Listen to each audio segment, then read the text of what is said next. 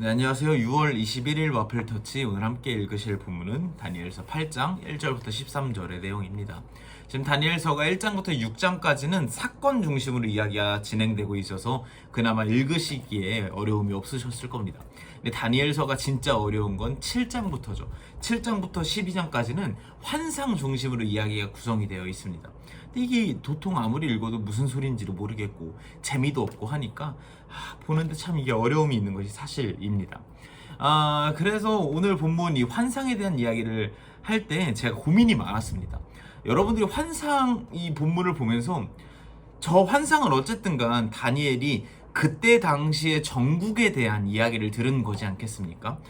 지금 저희랑 사실 관련이 없다고 해도 과언이 아닙니다. 물론 그 안에서 어떤 원리를 뽑아내서 우리 삶에 적용할 수 있는 것이 있겠죠.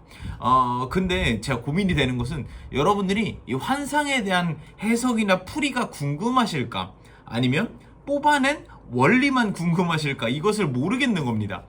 그래서 엄청 고민을 하다가 그러면 둘 다 말씀을 드리자. 환상에 대한 해석도 빠르게 짧게 딱 말씀드리고, 그리고 그걸 우리 삶에 어떻게 적용할 수 있을까도 빠르게 짧게 얘기를 드리면 이게 궁금하신 분들도 궁금하시지 않은 분들도 다 좋게 들으시지 않을까 하는 생각이 들었습니다.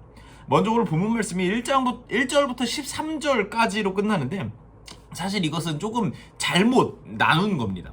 원래는 1절부터 14절까지 나누는 게 좀 더 저희가 읽기에 맞는 것 같습니다. 왜냐면 다니엘이 지금 7장에서 첫 번째 환상을 받고 한 2년이 흐른 뒤에 지금 두 번째 환상을 보는 거거든요. 근데 다니엘이 이 두 번째 환상을 본 내용을 1절부터 14절까지 이야기를 합니다. 그리고 15절부터는 천사가 나타나서 그 환상이 무엇인지에 대해서 해석해주는 장면입니다.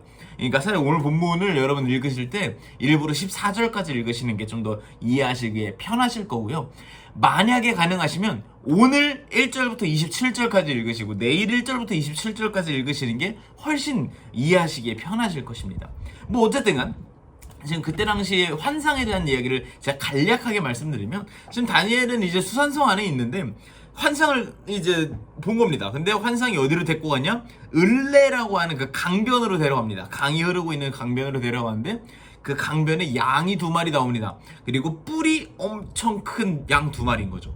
이 뿔은 뭐 왜 그런지는 여러 가지 이유가 있겠지만 결론부터 말씀드리면 뿔이라는 것은 힘을 상징한다라고 합니다. 역대 그 구약 성경의 수많은 비유에서 그렇게 표현하고 있는데요.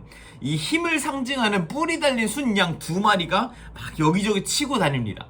그리고 내일 본문 말씀인 이제 그 20절에 보면은 이 두 양이 무엇인가? 메대와 바사를 의미한다라고 천사가 해석해주고 있습니다.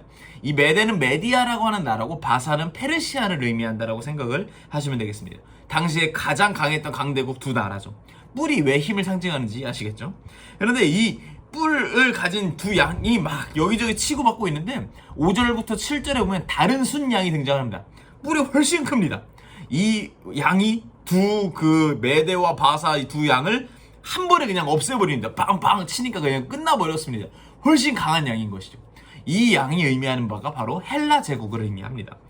성경에 나와 있진 않지만 이제 아마 알렉산드로스 대왕을 의미하는 것이지 않을까. 왜냐면 시기나 그 헬라 제국의 강대함을 생각해봤을 때 알렉산드로스 대왕이 거의 유일한 그런 뭐랄까 예상이 되는 인물이다라고 이야기를 합니다. 근데 이 알렉산드로스 대왕이 굉장히 일찍 죽게 됩니다. 오늘 본문에도 나와 있죠. 이 양이 금방 꺾여버렸다고. 이 순양이 알렉산드로스 양이 즉위를 하고 나서 온갖 강대국을 이제 굉장히 넓게 영토를 펼치는데 즉위 13년 만에 그만 이제 지병으로 요절을 하고 맙니다. 갑자기 되게 죽게 되거든요. 그러면서 이 알렉산드로스 대왕이 이제 통치하던 헬라 제국은 4명의 장군이 나눠 갖게 됩니다. 그래서 8절 말씀에도 뿔이 4등분이 됐다고 나오고 있죠. 이 나라가 4등분이 됩니다. 장군들이 가져가는 것이죠. 근데 그 중에서도 유대인들, 이스라엘 백성들을 관할했던 그 장군이 이제 셀레우코스라고 하는 그런 장군인데, 이 셀레우코스라고 하는 장군의 8대 왕, 이제 그때랑 자기 즉위했을 때 말고 셀레우코스 8대 왕이 이제 안티오쿠스라고 하는 이름은 굳이 외우지 않으셔도 됩니다. 안티오쿠스라고 하는 이 왕이 즉위를 하는데 이 왕이 어떤 일을 벌이냐면 헬라 신들을 너네가 믿어야 한다. 그래야 너네가 진짜 우리의 속국이 된다라고 얘기를 하면서 기존에 있었던 신들을 다 이제 철폐하고 무너뜨리는 그런 정책을 펼칩니다. 우리나라로 따지면은 우리나라 일제감정일 때 일본의 신사참배 운동 이런 거 생각하시면 되겠습니다. 자기네들의 신을 믿게 함으로써 좀 더 자기네들의 식민지, 속국이 되게 하려는 그런 의도가 담겨져 있는 것이죠.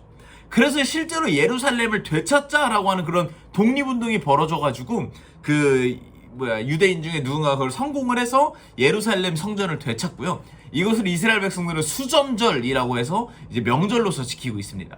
이 요한복음 10장에 나오는 명절인데요. 요한복음 10장에 보면 그때가 겨울입니다. 그래서 역사학자들은 아마 그 수전절을 지키는 날이 지금 달력으로 따지면 12월 25일이다. 그래서 이게 뭐 이렇게 흐르고 흘러서 크리스마스랑도 연결이 되는 거다. 뭐 이렇게 말하시는 분들도 있는데 이건 뭐 이렇게 뭐 기다 아니다. 뭐 이렇게 약간 확실한 그런 이론은 아니라고 이야기를 합니다. 뭐 어찌됐든 간 그런 절차가 벌어진 어떤 나라가 흥망성쇠가 하고 주변국들이 강해졌다 망하고 이스라엘 백성들에게 어떤 영향을 미치는지에 대한 그런 환상을 지금 다니엘이 본 것입니다. 자, 그럼 이 다니엘은 이 환상을 보고 어떻게 했을까요? 막 가서 우리 회개해야 됩니다. 하나님 앞에 막 자복해야 됩니다. 라고 이야기를 한 것이 아니라 지쳐 쓰러집니다. 너무 충격적인 이야기를 듣고서 정신적인 충격을 이기지 못하고 쓰러진 것이죠. 그런데 하나님이 거기다 대고 뭐 다니엘아 걱정하지 마라. 너의 뭐 그런 마음을 내가 알고 뭐 나라를 다시 부강시켜 주겠다. 뭐 그러시지 않으세요. 그냥 너 이거를 기억해야 돼. 진짜 기억해야 돼. 너 이거 까먹으면 안 돼. 왜냐면 이거 진짜로 일어날 일이거든. 기록도 잘 해야 되고 잘 알려줘야 되고 잘 이제 기억하고 지켜야 돼. 라고 이야기를 하십니다. 이걸 보면서 저는 그런 생각이 들었습니다. 아니 하나님이 이스라엘 백성들의 하나님이었는데 이때 당시만 해도 이스라엘 백성만의 하나님이 아니었습니까? 그런데 왜 이렇게 이스라엘 백성들이 망하고 속국이 되고 하나님에 대한 신앙을 잃어버릴 것에 대해서 아시면서도 내가 도와줄게가 아니라 야 잘 기억해야 돼 라고 끝나버리는 것일까 뭐 이런 생각이 들었습니다. 그런데 제가 좀 전에 하나님이 이때 당시만 해도 이스라엘만의 하나님이라고 말씀드리지 않았습니까? 근데 그렇지 않았던 것 같습니다. 하나님은 이때부터 이스라엘을 통해서 전 세계를 구원할 계획이 있으셨고 이미 온 만물의 하나님이셨던 것 같습니다. 그래서 지금 뭐 주변국이 강해지고 너네가 뭐 이런 일들이 생기고 막 이런저런 일들이 생기겠지만 그거 어쨌든 결국 다 나의 주관 아래 있는 거야 라는 이야기를 하고자 하시는 것은 아닐까 싶습니다. 이런 얘기가 사실 저에게는 뭐랄까 부당하게 들리기도 합니다. 아니 하나님이라면 우리가 이해하기 좋게 해주시면 안 됩니까? 왜 우리에게 불확실성을 주시고 불예측성을 주시고 막 어려움을 주십니까? 왜 그러셔야 됩니까? 하나님 사실 못된 분이십니까? 이렇게 따져 묻고 싶은 그런 마음이 들기도 합니다. 그런데 우리는 그렇게 따져 물을 수는 있겠죠. 따져 물어도 큰 소용은 없는 게 결국은 우리의 인생은 이 성경을 보면서도 느끼는 게 또 살아가면서도 느끼는 게 또 삶을 돌아보면 느끼는 게 결국은 정말로 하나님의 주권 안에 있구나 이런 것들을 좀 생각해보게 됩니다. 물론 그 안에서 우리의 지지고 볶음, 노력, 애씀 이런 것들이 당연히 영향을 미치겠죠. 그러면서 오늘 본문 말씀에서 다니엘이 환상을 보고 절망을 느꼈다기보다는 하나님의 위대하심에 대해서 하나님의 주권에 대해서 좀 더 생각해보지 않았을까 하는 생각이 듭니다. 여러분들은 환상을 보면서 어떤 생각이 드셨을지 모르겠습니다. 그냥 신기하다, 그냥 뭐 대단하다, 뭐 재밌네 이 정도로 생각하셨을 수도 있고 아까 말씀드렸던 것처럼 왜 하나님 자기 맘대로지? 뭐 이렇게 생각하셨을 수도 있을 것 같은데 제가 추천드리는 건 다니엘의 삶에도 당시의 이스라엘 백성과 온 열방에 대한 어떤 그런 현상에도 그리고 지금 우리의 인생에도 결국 주권을 발휘하시는 분은 하나님이시라는 것을 기억할 수 있는 그런 계기로 삼아보실 수 있는 오늘 본문이 되기를 한번 바라봅니다. 오늘 본문을 보면서 여러 가지를 한번 생각해 보셨으면 좋겠습니다. 감사합니다.